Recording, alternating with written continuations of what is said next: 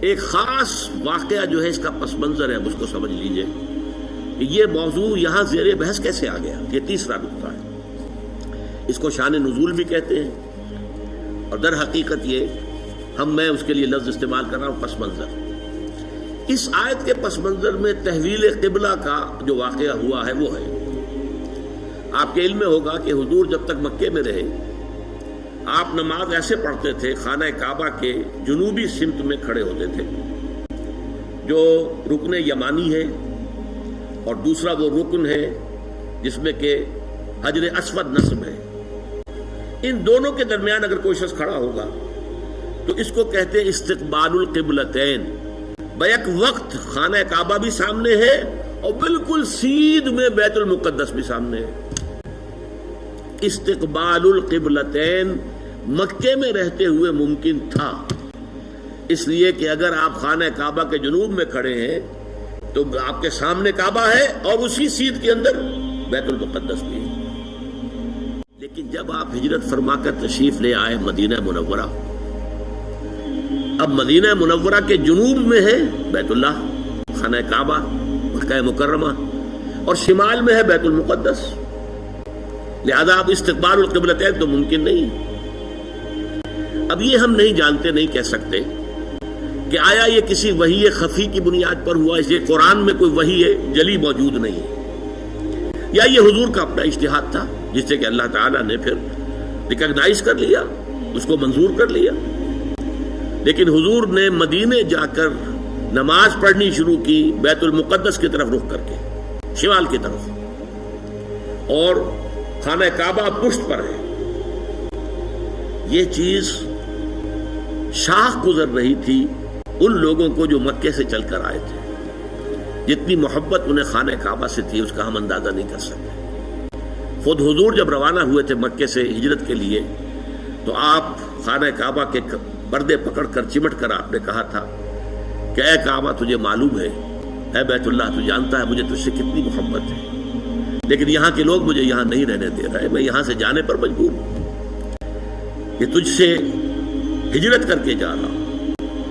اس حوالے سے سب کو پسند ہے، لیکن یہ کہ نماز پڑھ رہے ہیں خانہ کعبہ کی بجائے بیت المقدس کی طرف رخ کر کے۔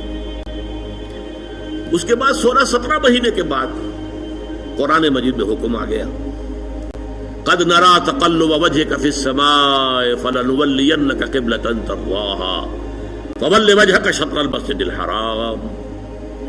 اے نبی، ہم آپ کے چہرے کا بار بار آسمان کی طرف اٹھنا دیکھتے رہے ہیں۔ حضور انتظار کر رہے تھے کہ کب حکم آئے کہ ہم خانہ کعبہ کی طرف رخ کر لیں۔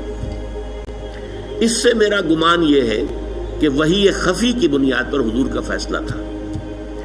قرآن مجید میں جو وحی آ گئی ہے شامل ہے، اسے وحی جلی کہتے ہیں، اور حضور پر اور بھی وحی ہوتی تھی، وحی خفی جو قرآن مجید میں شامل نہیں ہے۔ بہت سی احادیث در حقیقت وہ وحی ہی پر مبنی ہے، لیکن وہ باللفظ نہیں ہے، بالمعنی ہے، اور وہ وحی جلی نہیں ہے، وحی خفی ہے۔ تو یہ معلوم ہوتا ہے وحی خفی کی بنیاد پر تھا، لیکن حضور پر بھی شاخ گزر رہا تھا اور مکے والوں پر بھی شاخ گزر رہا تھا، اور حضور بار بار آسمان کی طرف نگاہ اٹھاتے تھے کب جبرائیل آئیں اور کب یہ حکم ہو کہ ہم اپنا رخ بدل دیں اور بجائے شمال کی طرف رخ کر کے نماز پڑھنے کے جنوب کی طرف رخ کر کے نماز پڑھیں۔ تو اللہ فرماتا ہے قد نرى تقلب وجهك في السماء فلنولينك قبلة ترضاها۔ اے نبی، ہم دیکھتے رہے ہیں آپ کے چہرے کا آسمان کی طرف بار بار اٹھنا، تو لیجئے ہم بدل دیتے ہیں، آپ کا چہرہ کر دیتے ہیں رخ اسی طرف جو آپ کو پسند ہے۔ فول وجهك شطر المسجد الحرام، تو اب اپنا رخ پھیر دیجئے مسجد حرام کی طرف۔ فیصلہ حکم آ گیا۔ اب یہاں نوٹ کیجئے، یہاں وہ جو مذہبی ایک خاص ذہنیت تھی جس کا میں نے پہلے ذکر کیا تھا، جن کے نزدیک ظواہر کی بہت اہمیت ہے، ہر عمل کا ایک تو ہے باطن، اس کی روح، ایک اس کا ظاہر ہے، لیکن عام طور پر جو کٹر قسم کے اور جو زیادہ سمجھدار لوگ نہیں ہوتے، ان کے اندر زیادہ اہمیت جو ہے وہ ظواہر کی ہو جاتی ہے، باطن کی طرف توجہ نہیں ہوتی، روح کی طرف جو ہے توجہ نہیں ہوتی۔ تو کچھ نہ کچھ مسلمانوں میں بھی ایسے حضرات تھے، لیکن اس سے بڑھ کر یہودیوں نے ایک طوفان اٹھا دیا۔ پہلے تو یہودی خوش تھے انہیں یہ احساس ہوا کہ محمد تو ہمارے کیمپ فالوور ہیں. جب ہمارے قبلے کی طرف رخ کر کے انہوں نے نماز پڑھنی شروع کی ہے، اس کا مطلب ہے کہ ہی از فالوئنگ اس، تو ہمارے پیروکار ہو گئے، تو جھگڑا کا ہے. لیکن اب جب آ گیا یہ کہ اپنا رخ بدل دیجئے، اب پیٹھ ہو گئی بیت المقدس کی طرف اور رخ ہو گیا خانہ کعبہ کی طرف، تو ان کے کان کھڑے ہوئے کہ یہ تو کوئی مسئلہ جو ہے کچھ اور ہے. ایک نئی امت کی تشکیل ہو رہی ہے اور ایک نئی بالکل شریعت آ رہی ہے، نئی امت جو ہے وہ وجود میں آ رہی ہے. انہوں نے اس کو ایک مسئلہ بنا لیا، پروپیگنڈے کا طوفان کھڑا کر دیا. یہ کیسے نبی ہیں جن کا قبلہ ہی معین نہیں ہے؟ 16 مہینے ادھر رخ کر کے نماز پڑھی. اگر ادھر کا قبلہ تھا تو وہ غلط تھا، تو 16 مہینے کی نمازیں زیرو ہو گئی. اور اگر وہی صحیح قبلہ تھا تو اب جو نمازیں پڑھ رہے ہیں وہ زیرو ہو گئی. قبلہ تو اپنی جگہ سے نہیں ہل سکتا، قبلہ تو ایک ہی ہوتا ہے. ان کا قبلہ ہی معین نہیں ہے. 16 مہینے ادھر رخ کر کے نماز پڑھی، اب ادھر رخ کر لیا. اور جیسا کہ میں نے عرض کیا، مسلمانوں میں بھی ایسے سادہ لوگ، سادہ مزاج لوگ تھے، وہ ان کے اس پروپیگنڈے سے بہت متاثر ہوئے. لہذا ایک خلش، ایک بے چینی، اگرچہ ظاہر بات ہے کہ حضور نے وحی سنائی ہے، اللہ کا حکم آیا ہے فَوَلِّ وَجْهَكَ شَطْرَ الْمَسْجِدِ الْحَرَامِ وَحَيْثُ مَا كُنتُمْ فَوَلُّوا وُجُوهَكُمْ شَطْرَهُ. نہ صرف یہ کہ اب فوراً اپنا رخ جو ہے مسجد حرام کی طرف کر دو. چنانچہ آپ کے علم میں ہوگا جو لوگ وہاں گئے ہیں، وہاں مدینے میں ایک مسجد ہے، مسجد القبلتین. حضور ایک خاص قبیلے میں گئے ہوئے تھے، ظہر کی نماز کا وقت وہاں آ گیا، وہاں کوئی دعوت طعام تھی، ظہر کا وقت آ گیا تو کھڑے ہو گئے نماز پڑھنے کے لیے. صحابہ پیچھے کھڑے ہیں. اسی دوران میں، نماز کے دوران یہ آیات نازل ہوئی. حضور نے وہی قبلہ بدلا اپنا، فَوَلِّ وَجْهَكَ شَطْرَ الْمَسْجِدِ الْحَرَامِ. اب حکم الہی آنے کے بعد تو تاخیر 1 منٹ کی بھی جائز نہیں، تو فوراً آپ نے رخ بدل لیا اور تمام نمازیوں نے بھی رخ بدل لیا. اس لیے اس مسجد میں 2 طرف محرابیں بنی ہوئی ہیں. ایک محراب جو ہے وہ شمال کی طرف ہے، بیت المقدس کی طرف، اور ایک محراب ہے مکے کی طرف، جنوب کی جانب. اسی لیے اس کو کہتے ہیں مسجد القبلتین، 2 قبلوں والی مسجد.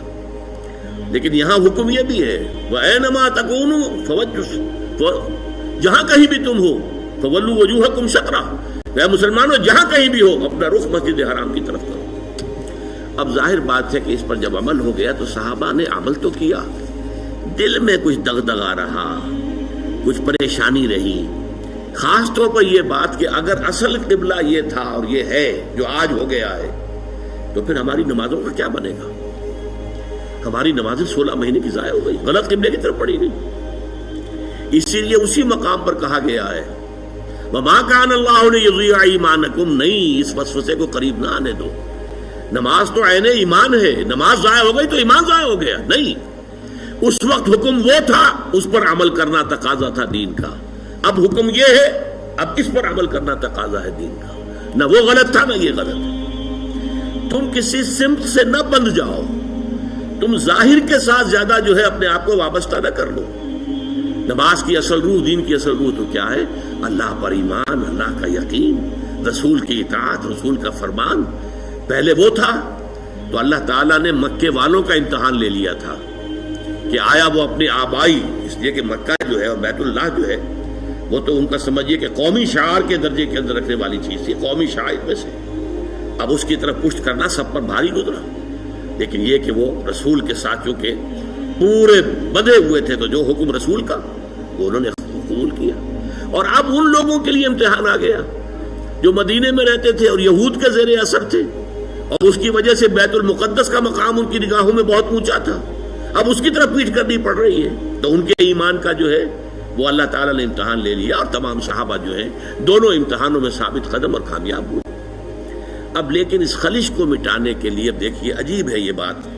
یہ مسئلہ آج ہمیں معلوم ہوتا ہے کہ بڑا ہی چھوٹا سا مسئلہ ہے. جب یہ مسئلہ آیا تھا تو یہ چھوٹا نہیں تھا، بہت بڑا مسئلہ تھا، بہت بڑا مسئلہ تھا. خاص طور پر وہ جو ایک ذہنیت ہے کہ جو دین کے اعمال ہیں ان کی روح کی بجائے ساری نگاہ جو ہے وہ اس کے ظاہر سے وابستہ ہو جاتی ہے، اس کے لیے یہ معاملہ بہت کٹھن تھا. یہی وجہ ہے اس قرآن مجید میں آپ کے علم میں ہوگا پورے 2 رکوع ہے تحویل قبلہ کے اوپر. حالانکہ آج ہمارے نزدیک کوئی بڑا مسئلہ نہیں تھا، لیکن یہ کہ وہاں اس وقت ڈی فیکٹو جو اس وقت کی سچویشن تھی اس میں اس کی اتنی اہمیت تھی، دلوں پہ جو کیفیت گزر رہی تھی اس کا جو ہے صحیح طور سے اس کا علاج اور اس کا معالجہ اور مداوع ضروری تھا۔ 2 رکوع جو ہے، رکوع 17واں اور 18واں، دوسرے پارہ سیقول کے پہلے 2 رکوع خاص اسی پر ہے، جس تکرار کے ساتھ فولوا وجوہکم شطرہ، فولوا وجوہکم شطرہ، اس سے 2 رکوع پہلے ایک بات کہی گئی، یہ آپ کو ملے گا 14ویں رکوع کے اندر، وَلِلَّهِ الْمَشْرِقُ وَالْمَغْرِبُ فَأَيْنَمَا تُوَلُّوا فَثَمَّ وَجْهُ اللَّهِ۔ دیکھو لوگوں، مشرق اور مغرب سب اللہ کے ہیں، تم جدھر بھی رخ کرتے ہو وہ اللہ کا رخ ہے۔ اللہ کسی رخ میں محدود نہیں ہے۔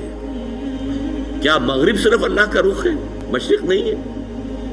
آج آپ کو معلوم ہے کہ ہم پڑھتے ہیں مغرب کی طرف، اور امریکہ والے یا افریقہ والے وہ مشرق کی طرف نماز رخ کرتے پڑھتے ہیں۔ تو مشرق و مغرب سے کوئی فرق واقع نہیں ہوتا۔ اور دوسرے یہ کہ کوئی قبلے کی سمت معین کر دینا، اس کا مطلب یہ نہیں اللہ اس سمت میں محدود ہے، بلکہ یہ تو تمہاری ہم آہنگی کے لیے، یکسانی کے لیے، یک رنگی کے لیے۔ ایسا نہ ہو کہ اب آپ کھڑے تو کسی کا رخ ادھر ہے، کسی کا رخ ادھر ہے، کسی کا ادھر ہے، کسی کا ادھر ہے، یہ نہیں، سب ایک رخ میں کھڑے ہوئے ہوں، صفیں بندھی ہوئی ہوں، دیکھنے والا جو ہے کوئی شخص اگر آ جائے اچانک وہ بھی اس سے متاثر ہوتا ہے۔ ایک فرانسیسی سیاح صرف اس منظر کو دیکھ کر ایمان لے آیا تھا۔ وہ آیا تھا مصر سیاحت کے لیے، اور وہ جو بہت بڑا وہاں کا دارالعلوم ہے جامع الازہر، اس کی جو جامع مسجد ہے، اس کے وہ مینار پر چڑھ گیا، عصر کا وقت تھا، مینار کے اوپر سے اس نے منظر دیکھا، صحن میں عصر کی جماعت ہو رہی تھی۔ اب ایک امام کے پیچھے کھڑے ہیں، سیدھی سیدھی صفیں بندھی ہوئی ہیں، ایک امام کا کوشن ہے اور وہ جھک رہے ہیں، اور اسی طرح سے کوشن آئی ہے وہ کھڑے ہو گئے ہیں۔ یہ منظر ایسا اس کے دل کے اوپر اس نے اثر کیا، وہ ایمان لے آیا کہ جس مذہب کی عبادت اتنی منظم، اس کے اندر یہ رنگ ہے، گویا کہ ملٹری پریڈ ہو رہی ہے، اس طرح کا انداز عبادت کا، ایک تو کلیکٹیو، انفرادی نہیں، اجتماعیت کی اہمیت، اور پھر اس کے اندر وہ رنگ اور یکسانی، ہم رنگی دیکھ کر۔ تو اس طریقے سے تمہارے اندر یک رنگی پیدا کرنے کے لیے ایک رخ معین کر دیا۔ اس کا یہ مطلب نہیں اللہ اسی رخ میں ہے، للہ المشرق والمغرب، مشرق و مغرب سب اللہ کے لیے ہے۔ فَأَيْنَمَا تُوَلُّوا فَثَمَّ وَجْهُ اللَّهِ، جدھر بھی تم رخ کرو اللہ کا رخ ہے، شمال بھی اللہ کا، جنوب بھی اللہ کا، مشرق بھی اللہ کا، مغرب بھی اللہ کا۔ اللہ تعالیٰ کسی رخ میں جو ہے محدود نہیں ہے۔ اس کو خوب کہا ہے غالب نے، ہے پرے سرحد ادراک سے اپنا مسجود۔ قبلے کو اہل نظر قبلہ نما کہتے ہیں، یعنی ہم جسے سجدہ کر رہے ہیں کعبے کو سجدہ نہیں کرتے ہم، چاہے وہ لوگ جو مسجد حرام میں کھڑے ہو کر وہ وہاں پر صفیں باندھے ہوئے کعبے کے گرد کھڑے ہوئے ہیں، مسجود کعبہ نہیں ہے، معاذ اللہ، مسجود صرف اللہ ہے۔ اس لیے ہے پرے سرحد ادراک سے اپنا مسجود۔ مسجود ہمارا جو ہے وہ تو ادراک، ہمارے عقل اور تخیل اور تصور سے وراء الورا ثم وراء الورا ثم وراء الورا، ہے پرے سرحد ادراک سے اپنا مسجود۔ قبلے کو اہل نظر قبلہ نما کہتے ہیں۔ یہ قبلہ نما ہے، اصل میں یہ ایک ڈائریکشن ہے جو معین کر دی گئی، بس یہ ہے، اس سے زیادہ اس کی اہمیت نہ سمجھو۔ یہ بات کہہ کر پھر 2 رکوعوں کے بعد وہ پورے 2 رکوع آئے جس میں کہ یہ حکم تحویل قبلہ کا حکم آ گیا۔ سَيَقُولُ السُّفَهَاءُ مَا وَلَّاهُمْ مَنْ قِبْلَتِهِمُ الَّتِي كَانُوا عَلَيْهَا، اب عنقریب بہت سے ناسمجھ لوگ کہیں گے کس شے نے ان کا رخ پھیر دیا اس قبلے سے جس پر یہ رہے ہیں 16 مہینے۔ قُلْ لِلَّهِ الْمَشْرِقُ وَالْمَغْرِبُ، کہہ دیجئے اللہ کے ہیں مشرق اور مغرب سب کے سب، تمام ڈائریکشنز، تمام سمتیں اللہ کی۔ اب دیکھیے اس کے بعد 2 رکوع میں تحویل قبلہ کے احکام لانے کے بعد پھر 2 رکوعوں کے بعد 19-20 نکال دیجئے، پھر 21ویں رکوع کی یہ پہلی آیت ہے۔ گویا کہ یوں سمجھیے کہ یہ جیسے میرا دھڑ ہے، 2 رکوع 17-18 یہ تو میرے دھڑ کے مانند ہے کہ 2 رکوع مکمل ہے تحویل قبلہ کے حکم پر، لیکن 2 رکوع پہلے بھی ایک آیت آ گئی، للہ المشرق والمغرب فَأَيْنَمَا تُوَلُّوا فَثَمَّ وَجْهُ اللَّهِ۔ اس کے بعد بھی اگر کوئی خلش رہ گئی، جو بے اطمینانی رہ گئی، ہوں گے کچھ لوگ، اب اس کے لیے آخری جس کو کہیں گے موپنگ اپ آپریشن، 2 رکوعوں کے بعد لیس البر ان تولوا وجوہکم قبل المشرق والمغرب، نیکی یہی نہیں ہے کہ تم اپنے چہرے مشرق و مغرب